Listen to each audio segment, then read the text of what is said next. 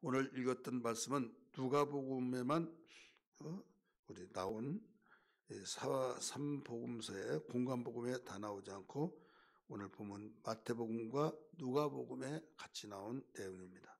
그래서 누가복음 14장 15절에서 24절의 말씀을 같이 병행해서 읽어보면 더욱 뜻이 더욱 넓혀지고 또 자세하게 우리 정리를 해서 볼 수가 있습니다. 우리는 앞에 부분 말씀에 어떤 내용이 나온가 하면 21장 33절에서 46절에 거기에 보면 포도원 농부 비유가 나옵니다. 오늘 1절에 보면 예수께서 다시 비유로 대답하여 이르시되 나오죠. 다시 비유로. 그래 앞에 비유로 천국에 대해서 말씀을 했다 이런 말씀이에요. 그 내용이 그 21장 33절에서 46절에 있는 내용 포도원 농부 비유를 가리키고 있어요. 어떤 사람이 포도원을 잘 만들고 울타리도 치고 망대도 짓고 또 포도즙을 짜는 틀도 갖춰놓고 새를 주고 외국으로 갔습니다. 이제 이 농사를 다 짓고 그 곡식을 다 거둘 때 그 포도의 수확을 다 거둘 때 새를 받으러 보냈다. 그런데 그 종들을 죽이고 또 보내면 또 죽이고 또 죽이고 이제는 내 아들은 상속자니 죽이지 않고 영접할 것이다 했는데 아들까지 죽였다 이런 내용이 나오죠. 그러면서 하나님 나라를 이미 택한 자가 받을 수 있는 것 같겠지만은 오히려 사모한 자가 열매를 받는 자가 맺는다 하면서 혼인잔치에 아무리 이미 하나님께서 허락하셨다고 한달지라도 농부의 포도원 농부의 그 모든 것을 갖췄다 할지라도 그들은 결국 죽였던 그들은 어떻게 하겠느냐 하면서 앞에 보면 창기와 그 세리들이 먼저 하나님 나라를 받는데 그 이유는 열매를 하나님에 대한 열매를 사모할 때 받게 됐다라고 일러주고 있습니다. 이어서 그 2절에 또 대답을 하시면서 천국은 마치 자기 아들을 위하여 혼인잔치를 베푼 어떤 임금과 같다 이렇게 말씀하고 있죠. 예수님은 천국에 대해서 굉장히 많이 가르치고 있다는 것을 알고 있죠. 그 마태복음 4장에서부터 벌써 천국을 시작하면서 그 5장에도 나오죠. 13장에 모두 전체 천국의 비유장이라고 가르쳐주고 있죠. 이런 가운데서 계속 끊임없이 천국에 대해서 가르쳐주면서 오늘 22장에도 천국을 또 가르쳐주고 있어요. 21장에서도 가르쳐주시더니 22장에도 연결시켜서 가르쳐주고 있습니다. 여기에서 오늘 제목은 혼인잔치 비유를 통해서 천국을 가르쳐주고 있는 거죠. 그러면서 자상하게 설명한 것이 그 천국은 마치 자기 아들을 위하여 혼인잔치를 베푼 어떤 임금과 같다. 어떤 임금과 같다 이거죠. 주어가 천국입니다. 천국을 설명하기 위해서 이 비유를 가리키고 있는데 어떤 임금이 어떻습니까? 잔치라는 것은 음식이 있어야겠죠. 또 음식만 있어서 된 것이 아니에요. 많은 사람이 있어야 해요. 그래서 잔치는 목적이 있어야만 합니다. 누구를 위해서 잔치를 하느냐? 여기에서 자기 아들의 혼인잔치를 위해서 잔치를 베푼 임금. 그러면 이제 그냥 막연하게 한 것이 아니라 초청을 해야 할 대상이 있겠죠. 그래서 초청 대상자 명단을 쭉 적어놓고 오라 종들에게 보내서 오라고 말을 해야겠죠. 그래서 이 모든 살찐 송아지도 잡고 모든 만반의 준비를 다 해서 이제 종들을 보냅니다. 3절 말씀 보니까 그 종들을 보내요. 그 청한 사람 정관사가 붙어요. 아무나도 오라고 온 것이 아니라 그 청한 사람 누구누구 오라고 하라 라고 명단이 올라가 있죠. 쉽게 말해서 그 청한 사람은 미리 예정했던 사람들이죠. 그래서 가서 주인의 의도를 가르쳐주고 와서 꼭 마음껏 드시고 즐기시라고 그랬더니 거기서 고맙다고 한 것이 아니라 다 핑계거리가 많이 있어요. 그 정한 사람들이 어떤 사람은 나는 그 밭으로 가서 지금 너무 바빠가지고 못 가겠다. 밭을 갈고 파종할 준비를 해야겠다. 그냥 무관심하는 거예요. 그 다음에 또 어떤 사람들은 종들을 잡아서 그 모욕하고 죽이기도 하고 나는 사업으로 간다 하면서 이모저모 여러 가지 누가 보면 거기에 난 소를 5개를 사는데 길대로 간다. 난 장가들 있으면 쉬어야겠다. 난 즐겨야겠다. 이모저모 핑계가 많습니다. 심지어는 여기에 이제 종들을 잡아 주겠다. 임금이 그 소리를 듣고 노발대발합니다. 그래서 여봐라, 군대를 보내서 그 죽인 자를 진멸하고 그 불살라버리라. 그랬어요. 임금이 명령한데 가만히 있겠습니까? 그 명령도 진행이 되겠죠. 이때에 많은 사람들에게 이렇게 다시 말합니다. 종들에게 혼인잔치를 준비되는데 청한 사람들은 합당하지 않고 이런 핑계 저런 핑계를 대고 다 뿔뿔이 흩어졌고 오지 않으니까 여기에 네 거리로 가서 만나는 사람 닥치는 대로 다 여기에 오라고 하라. 그랬더니 별의별 사람들이 다 있죠. 백수들이 많고 또 장애인도 일거리가 없어서 이모저모 그냥 따분하게 앉아있는 사람들, 그러니까 얼마나 좋겠어요. 가게 됩니다. 누가복음에서는 너는 그 내국으로 가서 이 사람들을 강권하여, 이 강권한 것은 안 따라오려면 손을 비틀어서라도 따라오게 해서 데려서 채워라. 그러니까 이제 채웠어요. 많은 사람들이 모였습니다. 이제 임금 대신 주인 이 왕이 둘러보러 갑니다. 사람은 엄청나게 많이 모였다 이거죠. 그래서 한눈에 딱 띈 자가 있어요. 눈에 띈 자가 있는데 그 사람이 어떤 사람이냐면 그냥 남난 옷을 입고 더러운 옷을 입고 있다 이거죠. 우리는 그냥 거기에 길거리 있다가 오라고 해서 가서 그렇게 될 수밖에 없지 않겠느냐 하지만은 그 유대 풍습에 잔치집에 가면 자기 옷을 다 벗고 갈아입는 옷이 있는데 예복이에요. 잔칫날에 입는 파티복이 있다 이거죠. 그것을 다 주는 겁니다. 그러면 갈아입기만 하면 돼요. 자기가 돈 주고 사고 그것을 사서 입는 것도 아니고 주인 측에서 잔치하는 집에서 다 옷을 준비해서 자기의 사이즈에 맞게끔 골라서 입으면 되는 겁니다. 그 많은 사람들을 예를 들어서 300명이 온다 그러면 300벌을 다 준비하는 거예요. 요 사이로 말한다면 대회를 하든 만들든 어떻게 해서라도 다 준비해 놓으면 그걸 앞에서 우리 중환자실 갈 때 가운 갈아입듯이 그래서 그 옷을 갈아입고 들어가야 하는데 그냥 평상시에 입었던 그것도 깔끔한 옷도 아니고 한눈에 띄어서 이 잔치를 분위기를 완전히 망가지게 하는 그런 분위기에 초라한 옷이더라 이거죠. 그래서 어찌 너는 이 옷을 입지 않았느냐? 우리 개혁성경 이전에서는 유구무원하거늘 제대로 똑바로 말을 못하고 어멀버멀 하는데 여기에서 우리가 개정판에서는 아무 말도 못했다 이렇게 나오죠. 같이 한번 읽을까요?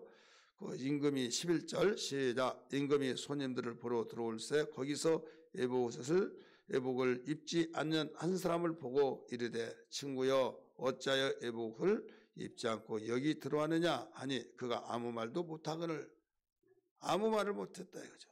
그래서 변명 한번 들어보자 한번 말해봐라. 말을 못한 거죠.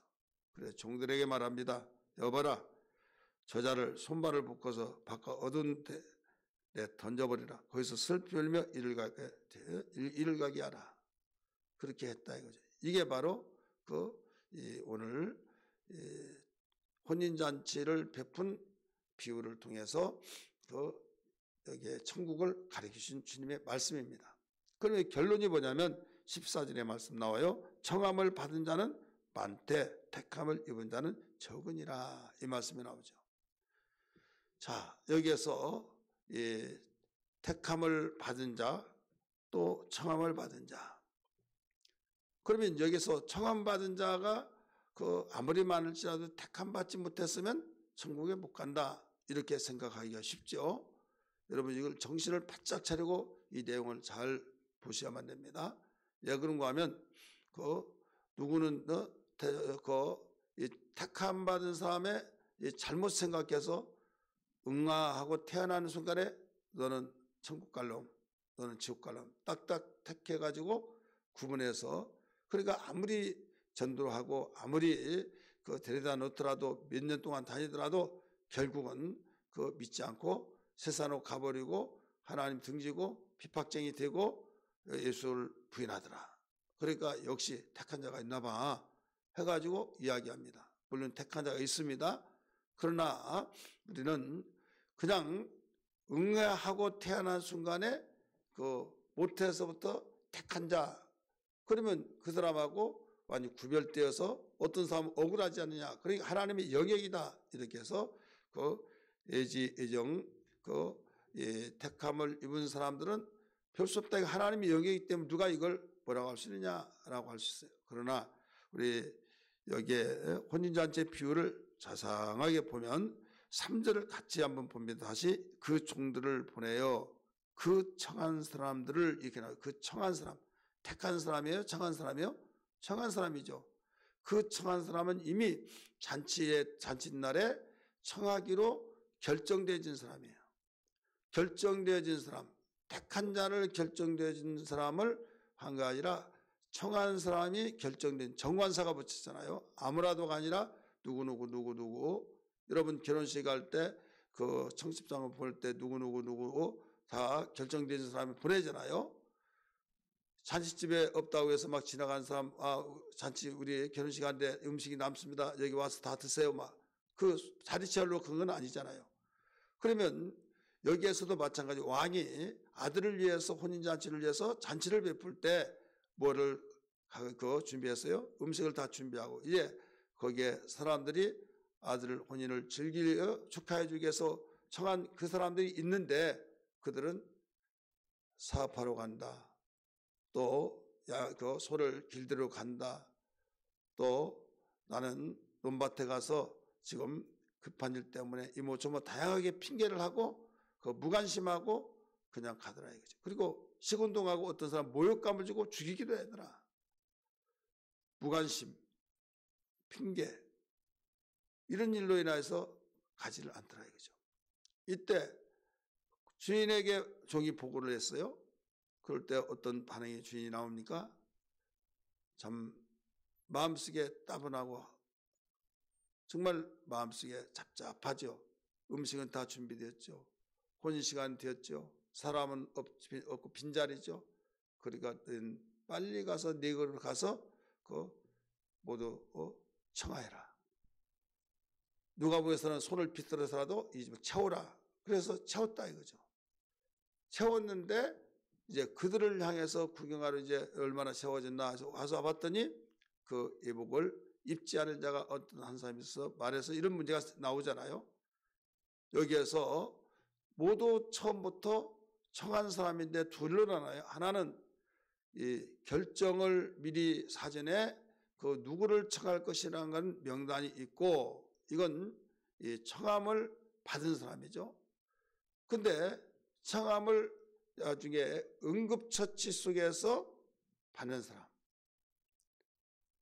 그러나 한 사람만이 예복을 입지 않았다고 그랬어요. 그러면 다른 사람은 응급처치 속에서 그 자리가 없을 때 채워진 가운데서 입었어요, 안 입었어요? 입었죠. 그러면 그들은 어떤 사람이냐? 구원받은 사람이다 이거죠. 왜? 예복을 입으면 그 사람은 쫓겨나지 않았잖아요.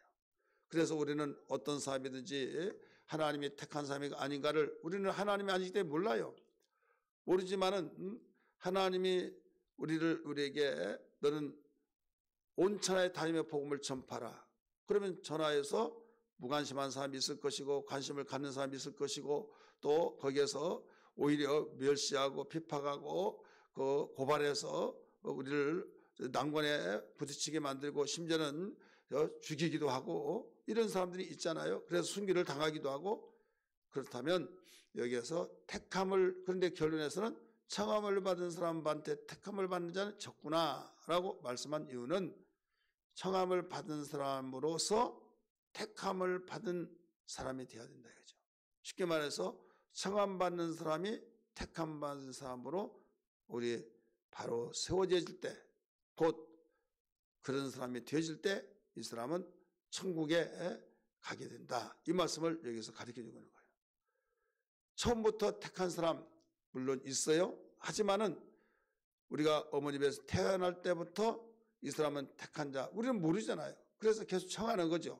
청할 때 그 사람 중에서 택한 사람으로 바로 전환되어진다 이거죠. 어떻게 전환되어지냐? 오늘 본문에서 잘 가르쳐 주고 있어요.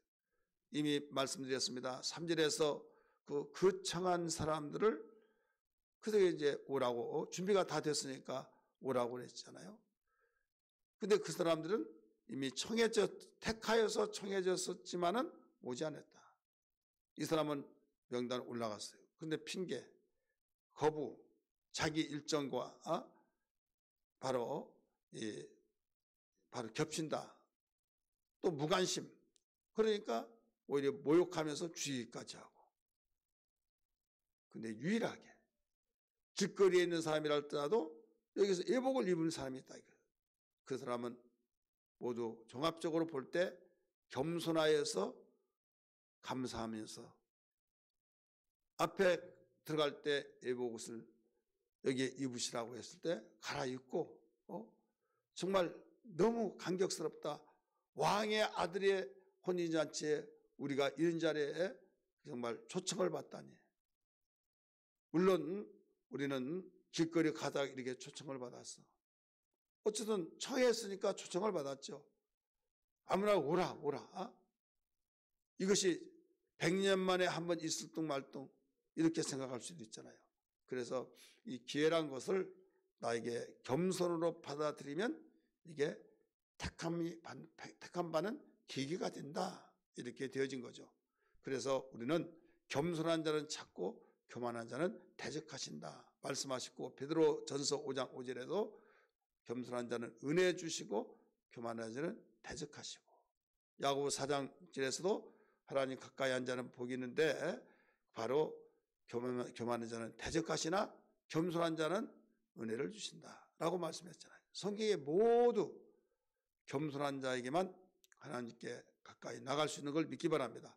그러니까 아무리 택한 자라 할지라도 교만하고 핑계하여서 거부하고 내 뜻을 따라서 모든 걸 포기해버리는 사람은 지옥 간다 이 말씀이에요.